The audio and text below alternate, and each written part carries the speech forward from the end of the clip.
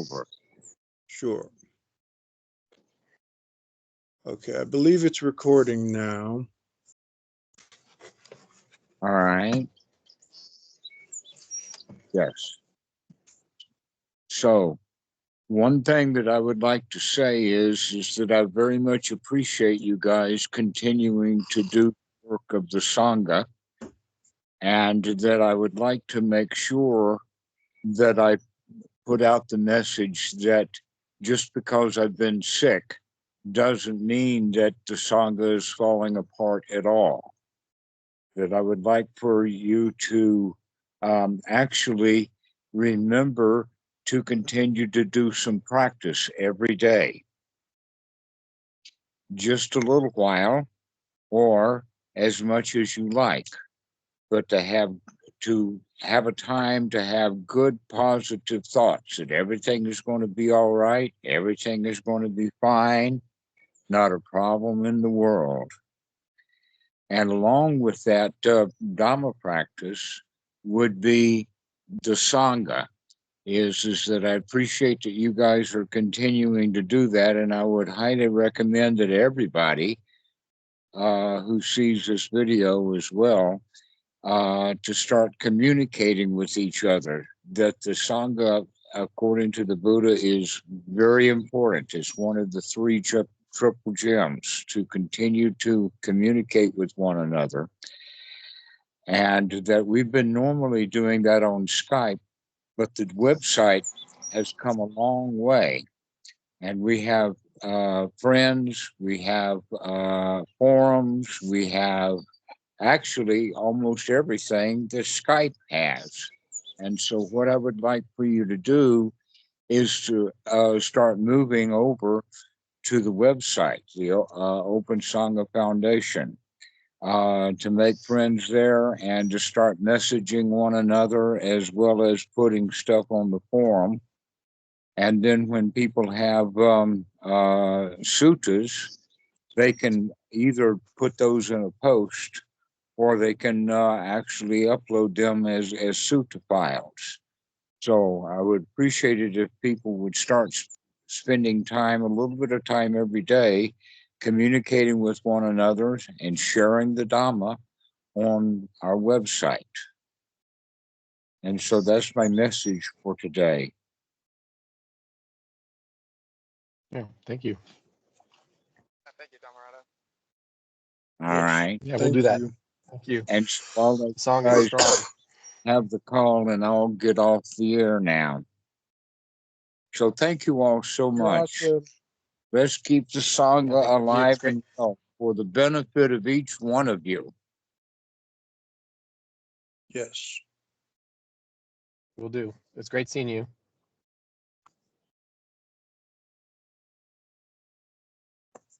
Let's see, how do I do this? Oh, there it goes.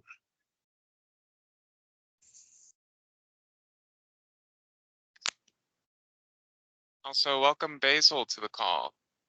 Good to have you around. Hello, Basil. Hello, Hey. Basil. Hello. Basil. Tomato. Basil. Basil Rothbone. So we started recording. Dhammarato gave his awesome message. He's amazing. The message of gladdening the mind here and now, being satisfied, keeping the Sangha going, and also visiting the website. And it's a great website. I got to visit it more myself. So anyways, this is just friends talking like usual. So if you have questions, please ask them if possible. But if not, that's okay too. And I'll just ramble on, if need be, about our usual Dhamma subjects. Hi, buddy. Hi. Hello, Andrew. How's it going? Good. Am I coming through okay? Yeah. Yes. Were you able to catch Dhammarato?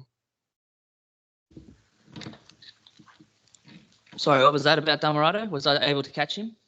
Yeah. Yeah, in what respect? Oh, he was just on. I was just wondering if you Oh, were no, able to catch. No. Oh, well, he's just resting apparently, Okay. and he just had a message of, let's keep the Sangha going Okay. and continue to be satisfied here and now, and to visit our website. And I was just saying, if anybody has any questions, we're just friends hanging out. Feel free to ask. Everybody can answer or ask. And if that doesn't work, then I'll just ramble on aimlessly. So, is there any questions? Anything on anybody's mind?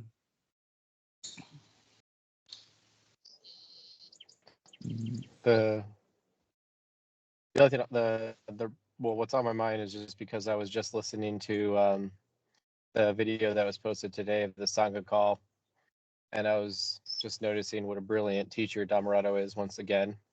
And the main principle that came through that call was is just continuing with going directly from dissatisfaction to satisfaction, and he articulated it as like a saying yes to being satisfied here and now and eliminating the but that intrudes in the mind.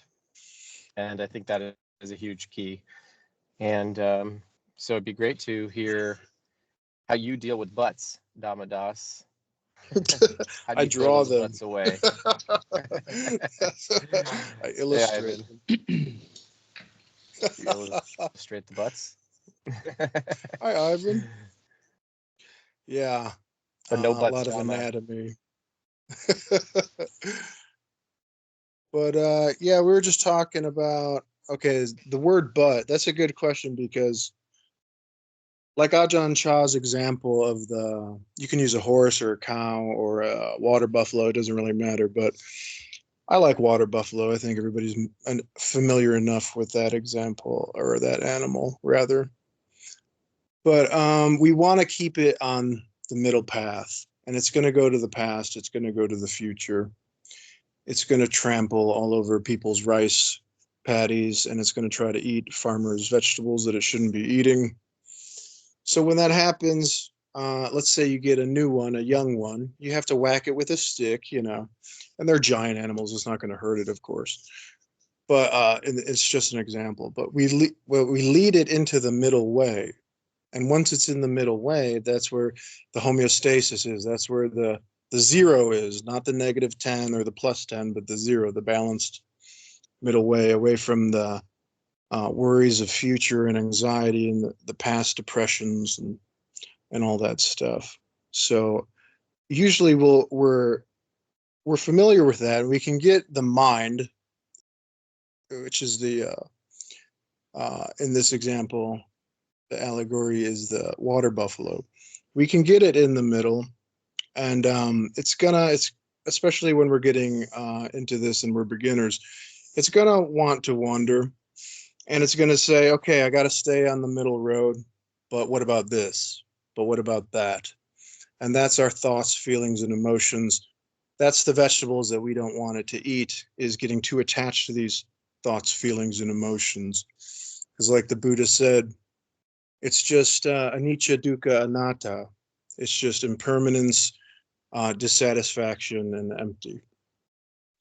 So you'll be chilling, you'll be with the breath, you'll be satisfied. And inevitably, your thoughts will say, but what about this? What about that? And it doesn't matter.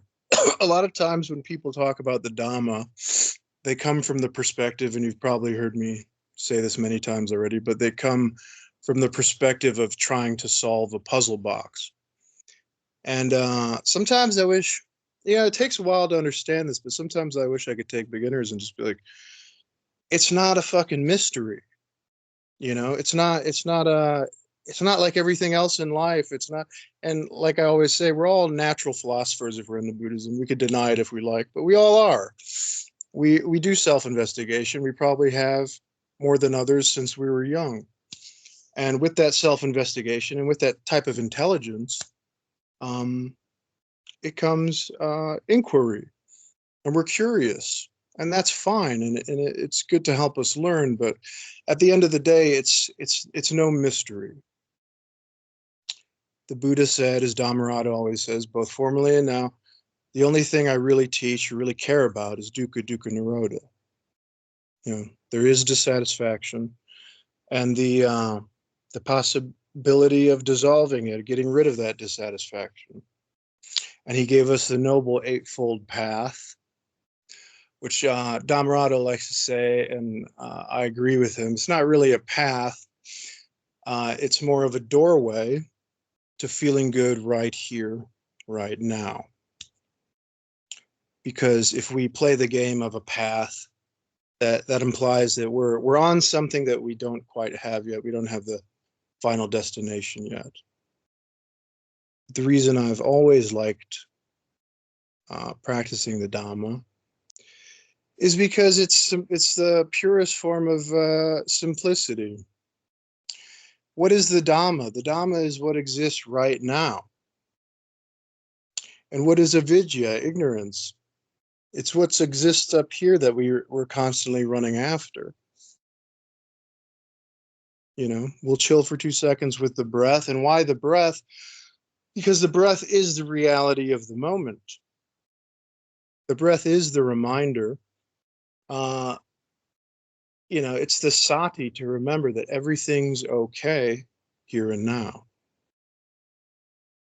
We don't need anything else. We don't need to be chasing after anything else. Everything's just fine already. I say, but what about this? But what about that? But what about this? You're not special if you could come up with a reason to be dissatisfied. It's everybody can do it. Everybody's masters at it, really. I heard Tony Robbins a while ago. He was saying, and I'm sure some other Buddhists have said this before, but he was saying, there's always a myriad of reasons to be miserable. Everybody has these. You're not special. You're not suffering more or less than other people.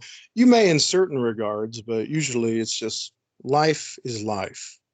It has good stuff, medium stuff, bad stuff. And every moment there's a myriad of things that you can think of, that you can follow, that you can chase, that will make you completely miserable.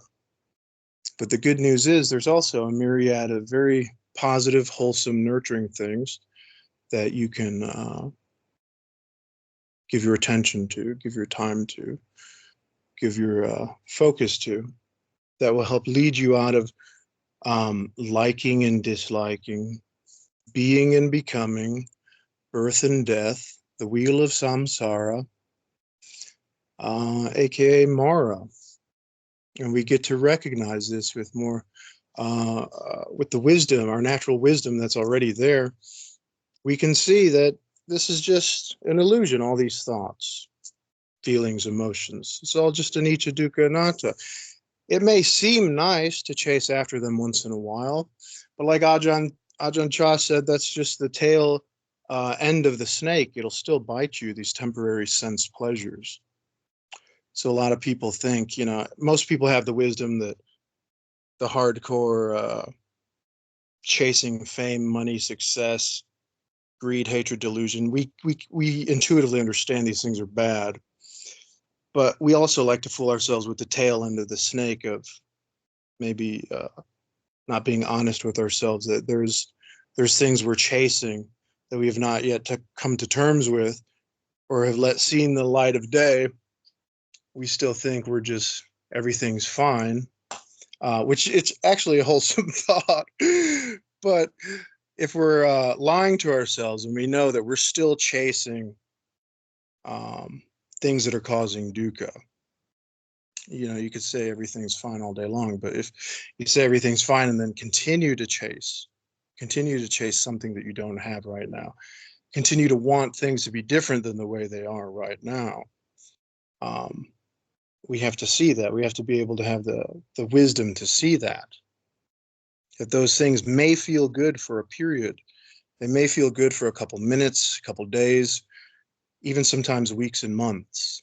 But eventually, it's like a give and take. It's like wherever there's a vacuum of energy, it's got to be filled with something else. And if you feel good with temporary sense pleasures, usually there comes a whole mess of dukkha afterwards. For example, getting a new car.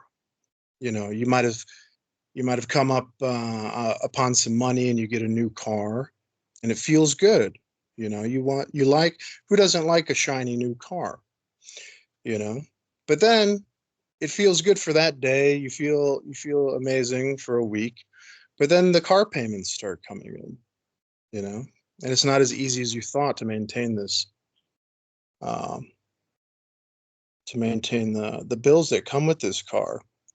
Or you may be at a grocery store and somebody slams a cart into your car. Then you'll be in a whole world of dukkha.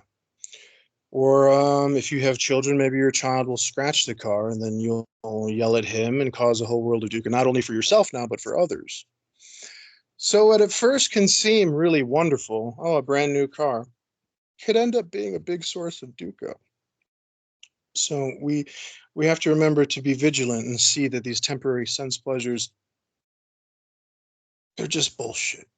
They're not worth our time. They're not worth our effort chasing.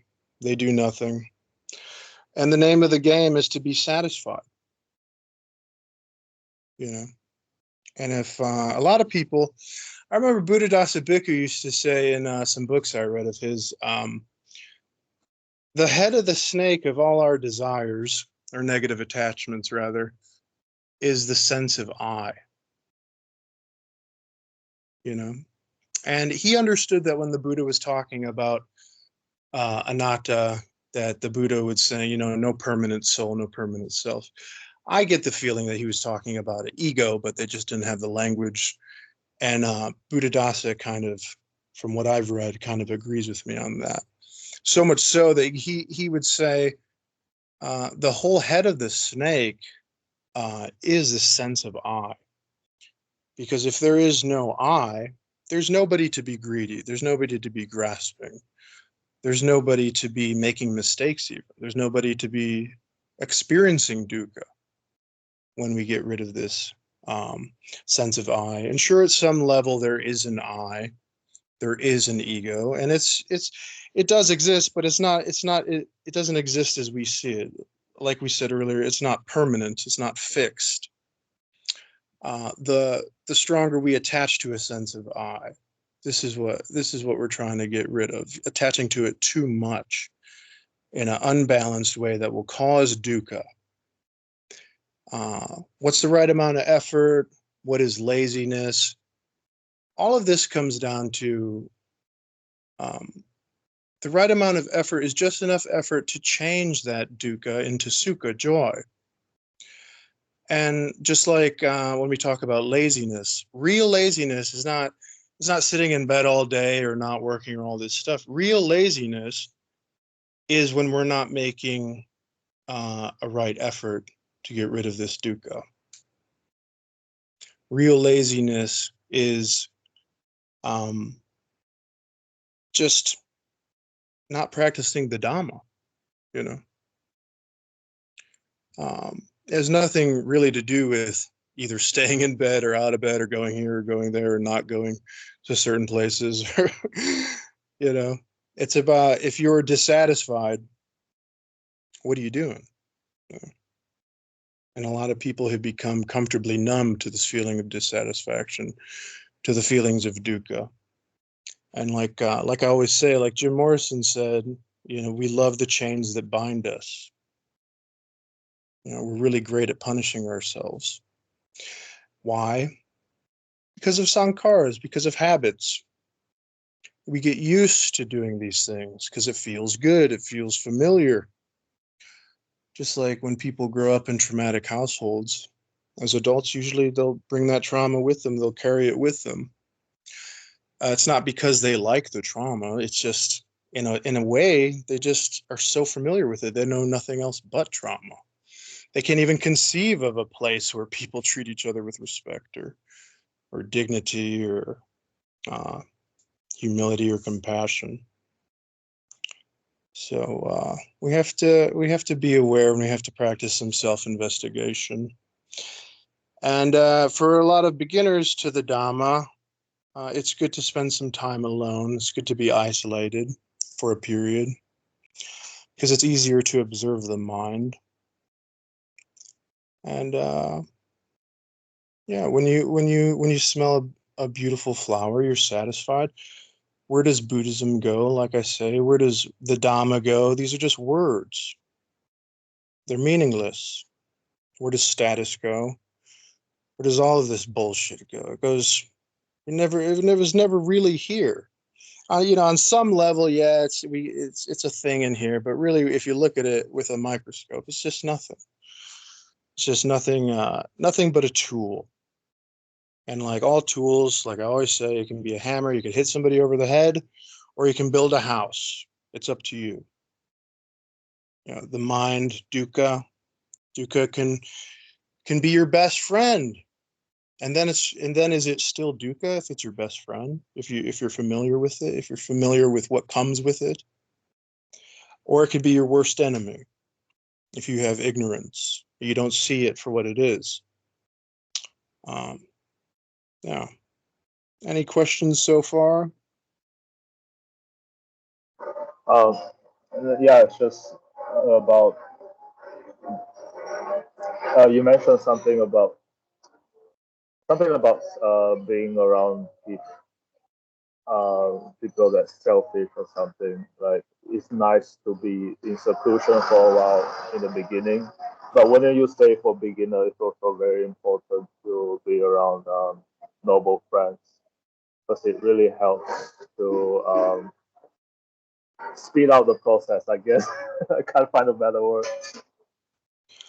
Yeah, you could be in seclusion, but I mean, real seclusion is kind of yeah. Technically, you could be by yourself in a forest or in a room, but in my opinion, seclusion would be still being part of a sangha, having noble friends, but also making some time in a balanced way to go off by yourself once in a while.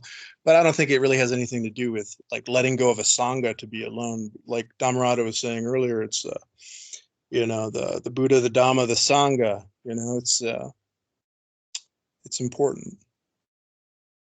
So yeah, don't leave the sangha. Not that type of isolation. But yeah, just go off by yourself and bring your attention toward the breath. Bring your attention toward the Dhamma, the truth of nature, right here, right now. And observe how the mind wanders. Even in this moment here on this call, observe what you're thinking, feeling, what your emotions are doing. Do you want to be here? Are you bored? Are you happy?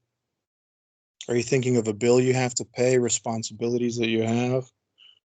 We have to be honest with ourselves. I can't crawl inside each one of your minds, neither can Dhammarato or anybody else, and see what's going on in there, see what your attachments are. We can't do that. We all have to do it ourselves. That's why reading is great. I really love reading. But like Dhammarato always says, we have to read what's in between our ears. We have to read what's in our heart. And we put down the spiritual materialism of needing to get it right, needing to be the best, needing this, needing that, needing to memorize all this shit.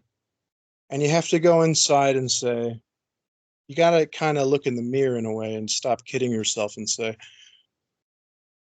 get in the habit of these moments. What's going on? What am I attached to? And you have to be brutally honest. What's going on here? Am I satisfied? Am I not satisfied? And even that can be a source of dukkha if you do it in an unbalanced way. If you're like self-investigating and you're saying, why am I not getting this right? I'm doing what they said. I'm isolated. No, I'm observing my thoughts. Why can't I control my thoughts? You don't have to control your thoughts. You just have to observe them. You have to like or dislike them. Just observe what's going on. Get in the habit. And each of us have our own certain triggers of things that will set us off. And everybody has big triggers in their life. It could be a mother-in-law. It could be bills. It could be cars. It could be relationships.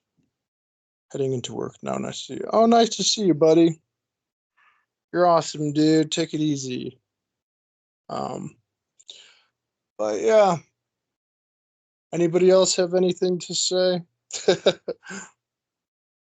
See you, Michael. Bye, dude.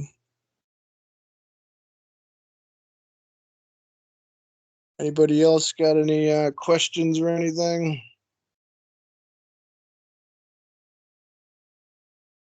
Oh no, it's just the thing about hammer. Something I recall Dhammarato saying, and I keep reflecting again and again is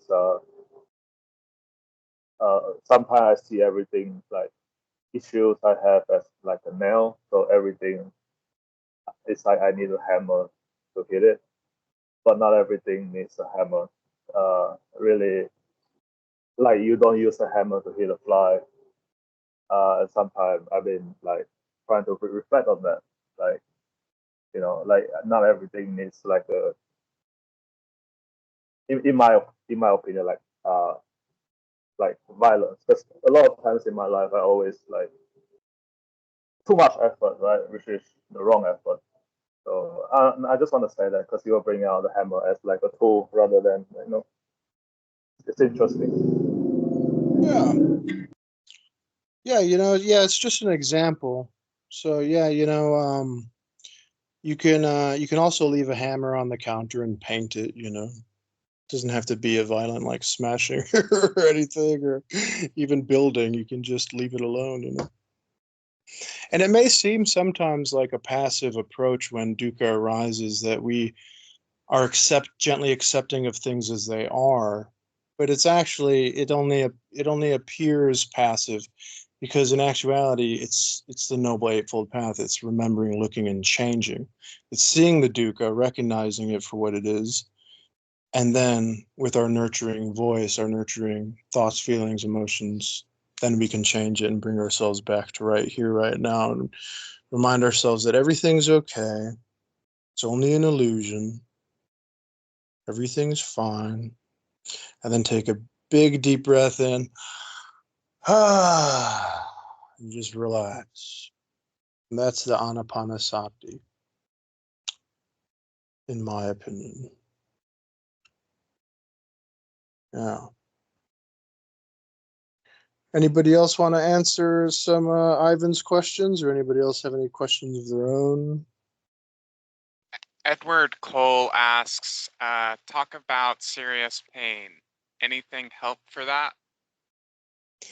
I know pain is associated a lot with dukkha, but I think that's only really because of ignorance. I think pain is just a natural part of life.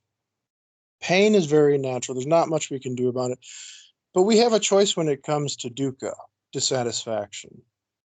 Even the Buddha, I tell people, even the Buddha had stomach pain and stuff on his deathbed, they say. So they say. But the difference was he saw it for what it was. It doesn't mean he had to like it or dislike it. He saw that there's pain, saw it for what it was. Said, hey there, Mara, I see you. I know what you are. And in a way, you can't really ever get rid of pain, but you definitely can lower it greatly. I think people would be surprised how much pain they can actually get rid of by simply ignoring it, by simply bringing themselves back to the breath, being okay that there's pain. Yeah, we have a physical body. We're sensitive creatures, just like the birds fly in the sky. The humans have all types of sense, and there's going to be pain. There's going to be pleasure. There's going to be pain. It's part of the deal. And it's just the way it is. And if you bang your head on the wall saying, I wish I didn't have pain, Yeah, join the club. Everybody wishes they didn't have pain. It's not going to happen. You're going to have pain in this life, and that's okay. Marcus Aurelius said, there's going to be pain, but nature created us in a way where we can deal with it. It's not going to destroy us in the sense of a hellish type of way. It might destroy the body eventually, but the pain is really just a messenger, and it can be considered in a way even like a friend who's there to help us and let us know, hey, my knee hurts. I remember Dhammarato saying this a while back. Hey, I got my something hurts in my body. Well, that's the pain is a reminder to rest that area, or to rest the whole body, to take it easy. And then maybe, and I've even heard some MMA fighters say this as well. This one guy, he said, there's no pain that I had in MMA that a lot of guys will, I hurt my knee. I'm just going to lift arms and I'll just work through the pain and all this stuff. And he's like, I never do that. When I get hurt, I don't care what it is. I rest for 2 weeks. I rest. I don't move. I put some ice on it and I rest. And he's like, 9 times out of 10, it's always fine. And that's a very wise man, because he's listening to his body's messages, So, yeah, those are some ways to deal with pain. You can rest. You can ignore it, not in a neglectful way of like letting your house fall apart and ignoring all the problems. There's nothing wrong with medicine. There's nothing wrong with seeing a doctor. There's nothing wrong with exercise. There's nothing wrong with eating healthy. There are ways to help us, thankfully. But if all else fails, you just have to realize it's a natural part of existence. We don't need to take the pain seriously. That's stabbing ourselves with the second arrow, right? Yeah. You don't need to take it too seriously. You don't need to take anything too seriously or personally, like Ajahn Sumedho says. Yeah, I'm glad you brought up Ajahn Sumedho. I watched a talk by him recently, and he was saying, you don't have to give anything a place to land. That's very nice. Yeah. Yeah.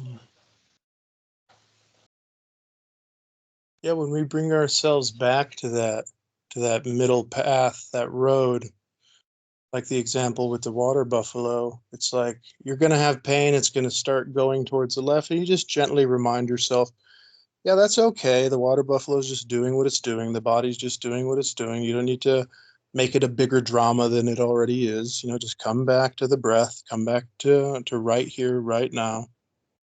Realize that everything's okay. The pain is okay, and you'll feel better. And if you just feel good enough, like Dhammarato always says, and I love it, good enough is okay, But a lot of people will get some pain, and then like Mikey was saying earlier, they'll add stress and worry and anxiety and fear on top of the pain and make the physical pain will actually even get worse. I used to work with animals. Some animals will die of stress where nothing has injured their body, but they're just stressed out and they'll die. And the opposite is true too. You could be in a tremendous amount of physical damage, but if you have a good mindset, if you have a joyful heart, your probability of surviving and thriving is much higher.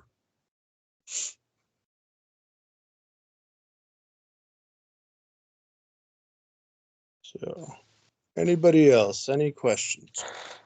I'd just like to add, I remember seeing years ago, I went for a jungle trek in Thailand, and there was this dog that was following us up the valley, and it had like a broken leg, I believe, but it didn't seem to care. It was just doing its thing, running through water and up rocks and everything. It just makes you think you can dwell on the pain, or you can just sort of just get on with your life and just enjoy, be satisfied, and it's a matter of where you place your attention, I guess. Yeah. Yeah. Totally. Yeah. Anybody else have something to add on what he said?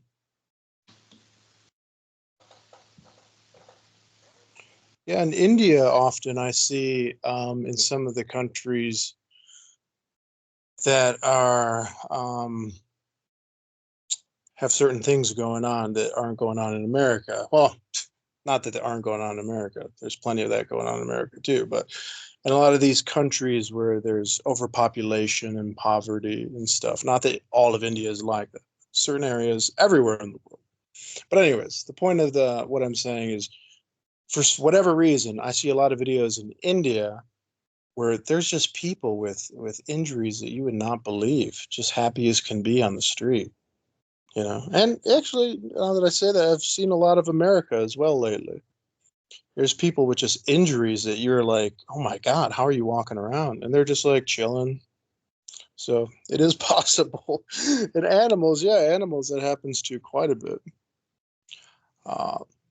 And a lot of people shit on animals, like, oh, it's like this the mundane stuff. It's like, oh, it's bad rebirths and all this stuff. But animals are quite wise, in my opinion, in a lot of ways. And I wouldn't mind being reborn as an animal. Yeah, a lot of the time they're not ruminating over, their injuries and going, "Oh, poor me. It reminds me of this time when I, did this and that, and silly me, blah blah blah." So that can really add to it, right? It's like the two arrows sort of thing in Buddhism. Diogenes, that ancient father of Stoicism, he even modeled a lot of his philosophies off living as a dog would live. He would observe dogs and be like, they don't have money, they don't have status, and some of them, like you said, even have some injuries, but sometimes they seem just happy as can be. And it dawned on him, like, maybe I can do that. And one time he was drinking from a water fountain. He had a wooden bowl. It was one of his few possessions. And he saw a small child come to the water and drink with his hands. And he thought, this child's a genius. Here I am carrying around this fetter, this bowl. And he threw it away. And he's like, I'll just use my hand from now on.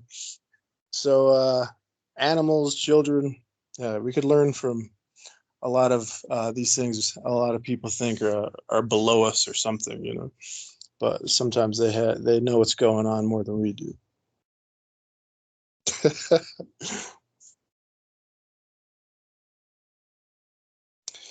But yeah, I like the Stoics. Has anybody read any of the Stoics? Marcus Aurelius. What's that one dude's name? I'll mess it up if I say it. Epicurus, something. I forget. I always think Marcus Aurelius is really similar to Buddha in many ways. Yeah, definitely. I highly recommend reading a book called Meditations that he wrote. It's beautiful. And he reminds me of Tolstoy too. Tolstoy in his later years created his own form of Christianity that's not too unlike Buddhism. It's very much focused on being satisfied here and now, and living a simple type of life, and being content with living that way, and compassion to yourself and others. He often talked about. Yeah, and when we're changing dukkha into sukha, all that morality, all that stuff, it's already changing. A lot of times with metta and stuff, people are praying male beings have peace and all this stuff, male beings have compassion, all this stuff. And it's like, when we're satisfied, we don't need to pray, we're giving that off, that energy, because we're satisfied. We become, like I've often said, we become a light. And like Jesus said, a light unto the world. You don't have to pound in somebody's head, be a Theravada and be a Zen, go, do this, do that. No, they just see you. They listen to what you're saying. And a lot of the times you're just saying some pretty wonderful things, and you have some pretty good energy. So that's like Gandhi said, if you want to change the world, first you have to change yourself. You don't have to go around like other religions or anything like that and convince people of anything. That's a big one too. Convince people of this, convince people of that. That could be one of those sneaky dukkha's, where I'm right, you're wrong, my way or the highway. It's just another bullshit rat race game, mountain climbing game that we're all familiar with. Yeah. So, what do you guys think so far? Amazing. Oh, that's good. Yeah. Yeah, we all come together. Why are we here? Usually people come to these things because they want a couple magic sentences that will set them free, a couple magic sayings that will give them rainbows shooting out of their eyes and stuff, or just always feeling good no matter what, and that's great. But also it's chasing more delusions. When you can be okay with things as they are, okay with things being good enough, ironically, then it does kind of feel great all the time. When you're okay with baby dukkha's coming up, you can be satisfied when they arise, and then they're not really dukkha's anymore. If you recognize it as just something the mind is giving us. I was talking to a person the other day online, and he was talking about loneliness, and I was telling him, if you're alone, the mind, with its amazing supercomputer ability, it's going to throw things at you. It's going to throw thought, feelings, emotions in relation to what's going on in your environment. If you're alone, you're sure your mind's going to throw out the possibility, oh, maybe you're lonely. Are you lonely? And then if you're not practicing the Dhamma, if you're not aware of anicca, dukkha, anatta, you're going to hear that little thought or feel it, and you're going to chase it. Say, you know what, I am lonely. And it's because society tells us that being a victim is awesome. You're more prone to follow those types of negative attachments and thoughts. So be aware of that. Yeah, like we were saying earlier, there's a myriad of things that you can complain about, and there's a myriad of things to be thankful for. Often I like to follow on Instagram and TikTok people with severe physical disabilities and mental disabilities, because it really cuts through the bullshit of life. Friedrich Nietzsche used to say, all one needs to do to disprove God is to walk through a madhouse. And I thought that was such a true statement, because when you walk through a madhouse, all the quality and novel type quality of life, it fades away, and you see truth staring you right in the face of like, oh, this is not what I'm accustomed to seeing. This is not what I'm used to seeing. Like, this guy has no legs. This guy doesn't even know where he is. This guy's this girl's this. And you could be like, man, I'm thankful that I have a body. What am I complaining about? I'm thankful that my mind is sound. You could do this all the time. You could do this all day long. Find reasons to be thankful. And it's not seeing them and saying, oh, I'm so glad it's them and not me. No, you have compassion on them because you're not a psychopath. But also, it helps you see your lot in life is not that bad, because there could always be something worse. So many people bitch about such stupid shit. Go walk around a hospital. Go walk around a graveyard. And it'll give you a new zest for life. It does for me anyways. But maybe it'll have the opposite effect for you. I don't know. Yeah, in a sense, we're blessed to be able to practice the Dhamma here and now. because there are many people who do not come into contact with it, or maybe Yeah. they do hear it, but they don't understand it for one reason or another. And so practice diligently, my friends. You know, Buddhadasa would talk about there is a duty to the Dhamma, right? And we fulfill that duty by practicing right here and right now. You can practice on these calls, make practice a part of your daily life, and just keep practicing. And it's worthwhile, right? This isn't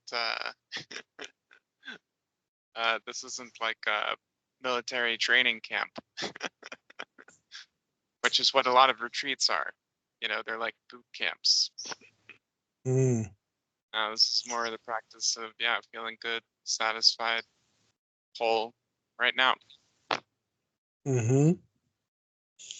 Yeah. Feeling satisfied.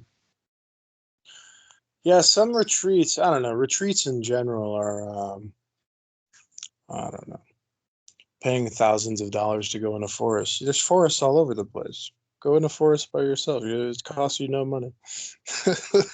If you do go to a retreat, go to one that's not charging money, even better. Then you'll be more likely to find people who are more earnest, you know. I still remember a book by Buddhadasa. The first few pages, he said, if you face a lot of pain in life, then congratulations. Like Dhamma is really simple to be received. I'm paraphrasing. I've forgotten how he phrased it. But basically, it makes you more diligent in practicing the Dhamma. And I was like, wow. Yeah. Yeah, it reminds that what you just said reminds me of a Bukowski quote, a famous writer, American writer. He said, well, he was born in Germany, but whatever. He was saying he was on a bus one time and he saw a man and Bukowski suffered from severe acne, so he had all these pock marks all over. But he was on a bus and he saw somebody with even more pock marks than him. And he said, "My God," I thought to myself, "what a beautiful man." You know, and he wasn't talking about the exterior. He was talking about if he's more pockmarked and scarred and ugly and gone through bullying and more bullshit than I've gone through, he must be an amazing person, you know, because he's alive. You have to be to keep going through all that and not going crazy, you know. Yeah. Yeah, we surprise ourselves sometimes what we can handle. But yeah, anybody else before we wrap it up? Any thoughts, feelings, emotions? Any anicca, dukkha, anatta? Feeling satisfied. This has been a really pleasant call. Thank you for hosting Dhammadasa. Oh yeah, no problem, man. Anytime. Thank you. Yeah, and thank you for being with Dhammarato, and it's so wonderful, man, that somebody from the Sangha's there and stuff, and that's awesome, dude. Yeah, I'm And happy you to guys share. are awesome. You guys are all awesome, and thank you for joining. And anything else before we go? I'd just like to ask, how's your Thai going, Michael? I believe you were studying Thai.